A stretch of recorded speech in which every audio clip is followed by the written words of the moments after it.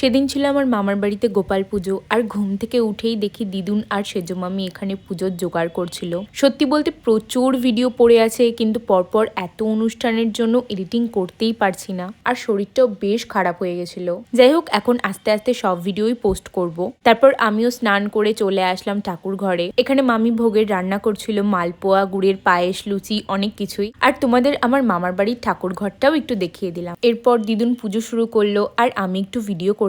আর ঠিক তখনই না রোদটা পড়েছে, তাই আরো সুন্দর লাগছিল আমাদের ছোট্ট গোপালকে দেখতে। এখানে দিদি আর বড় মামি ধানগুলো বাঁচছিল, আর মা পঞ্চপ্রদীপটা জ্বালিয়ে দিল।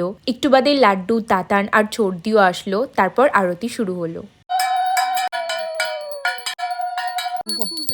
পুজোর শেষে দিদুন আমাদের ব্রত কথা বলছিল, সেটাই বসে বসে শুনছিলাম এখানে। তারপর ব্রত কথা শেষ হলে সবাইকে নাকি গোপালকে ক্ষীর খাইয়ে দিতে হয়। তো প্রথমেই দিদুন গোপালকে ক্ষীর খাইয়ে দিল, তারপর সেজো মামিও ক্ষীর খাইয়ে দিয়েছিল।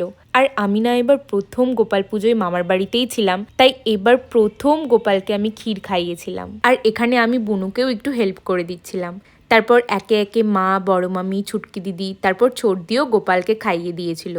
এরপর সব শেষে ঠাকুরের ঘট তুলে কাঁঠালের পাতাগুলো মাথায় নিয়ে এভাবেই এক সারিতে সবাই মিলে বাড়ির পাশের পুকুরের ঘাটটাতে আসছিলাম মজা করতে করতে। তো ওখানেই ঘরটা ডুবিয়ে সবার মাথায় জল ছিটিয়ে দিল।